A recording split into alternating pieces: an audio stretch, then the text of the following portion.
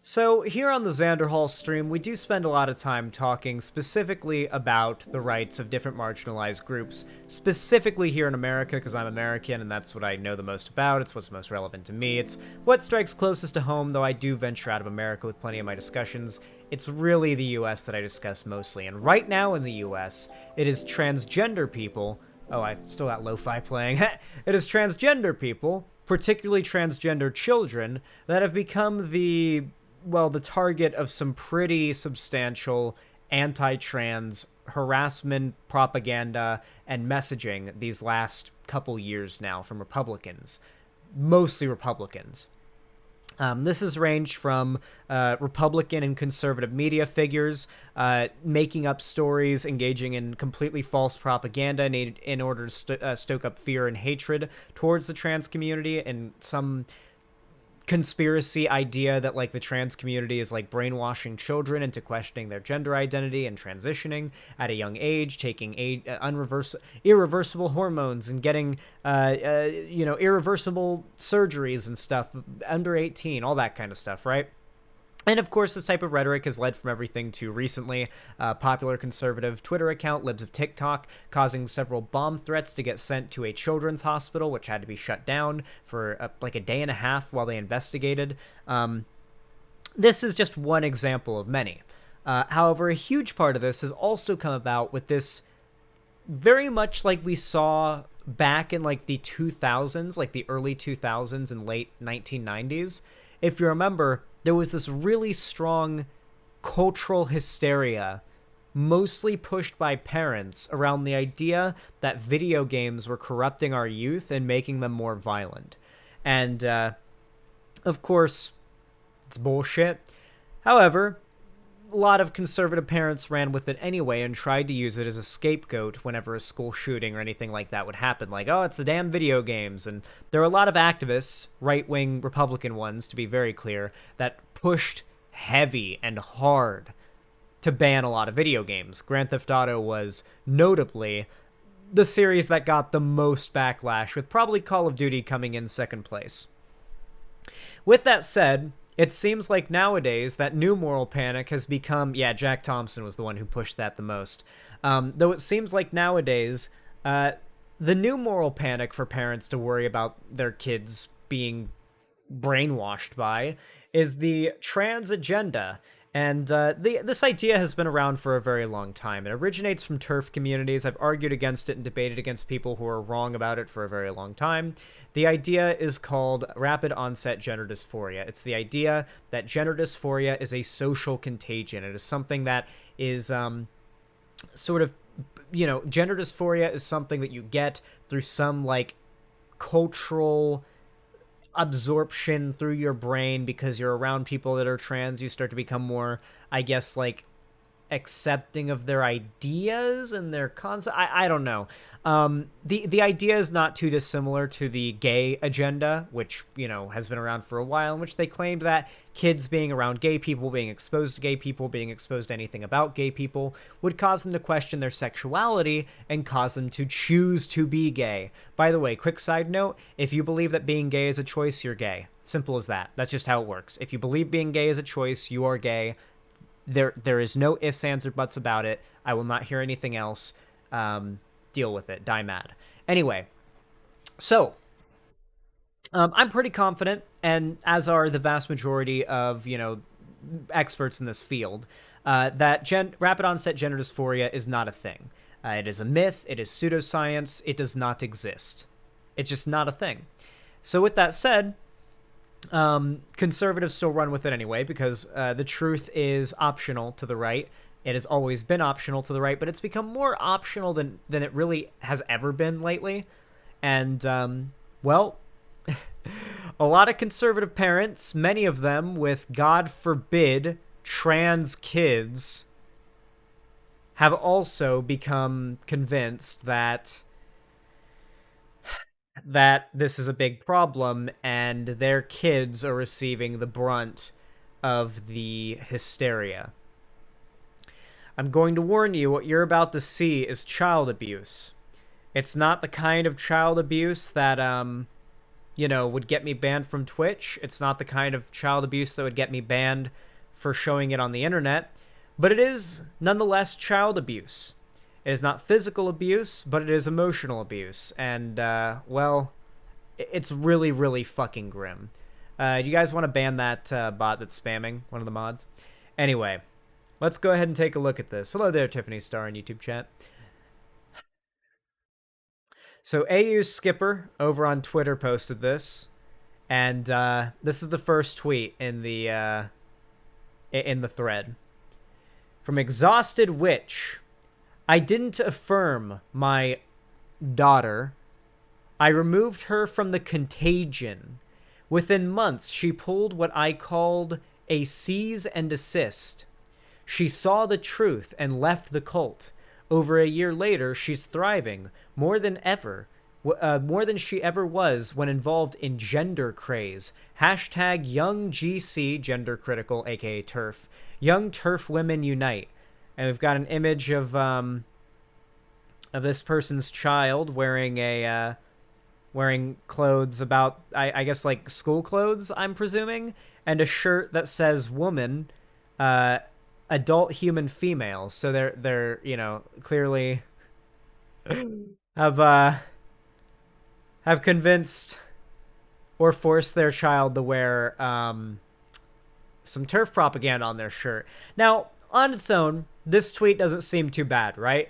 Like, okay, there are probably, like, there has to be, just logically speaking, just from a completely intuitive, common sense perspective, there has to be at least some cases where some kids out there think they're trans and, like, but they're wrong, and they get older and they realize it's not the case, and that they weren't right about it. There's got to be some cases right and I'm sure there are.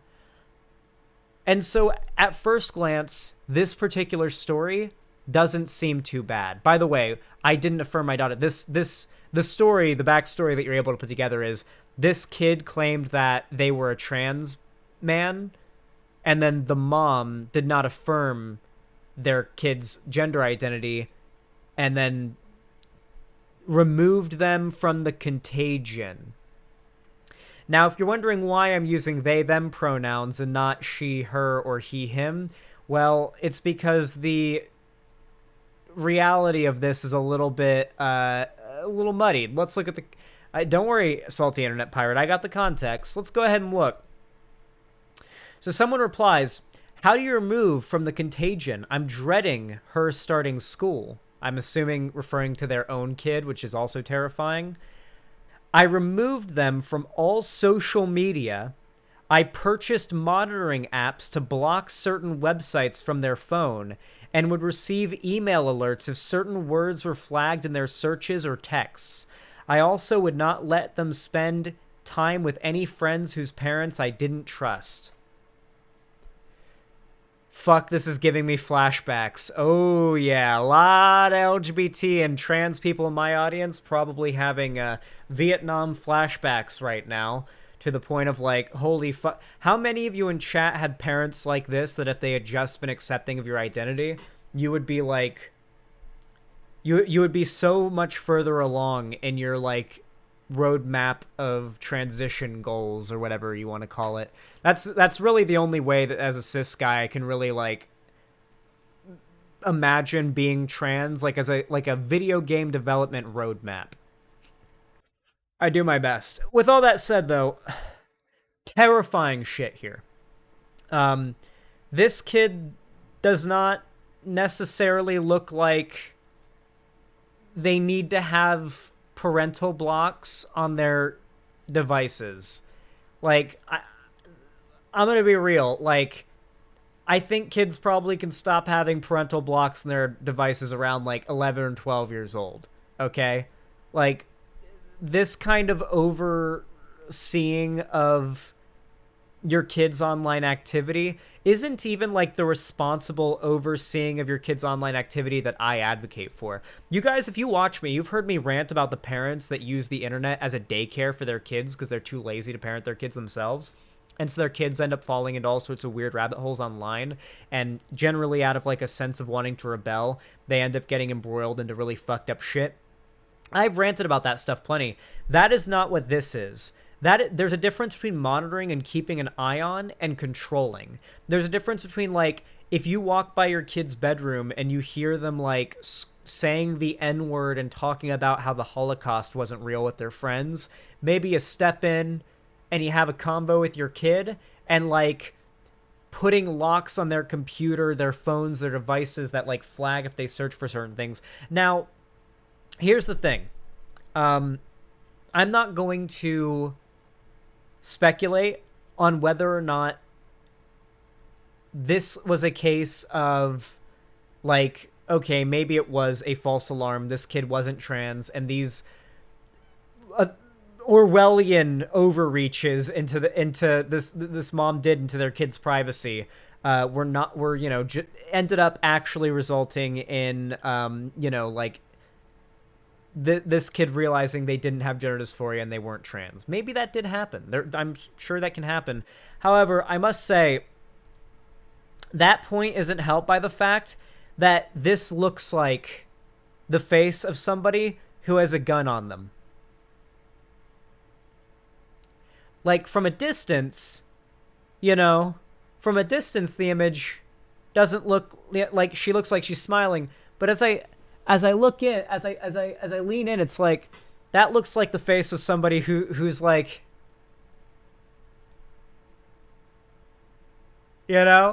like, I'm not gonna lie, this kid is either actively having a friend stock up testosterone vials somewhere for them, and they're hoarding them up, or they are biding the days until they can get out of their parents' home and start transitioning.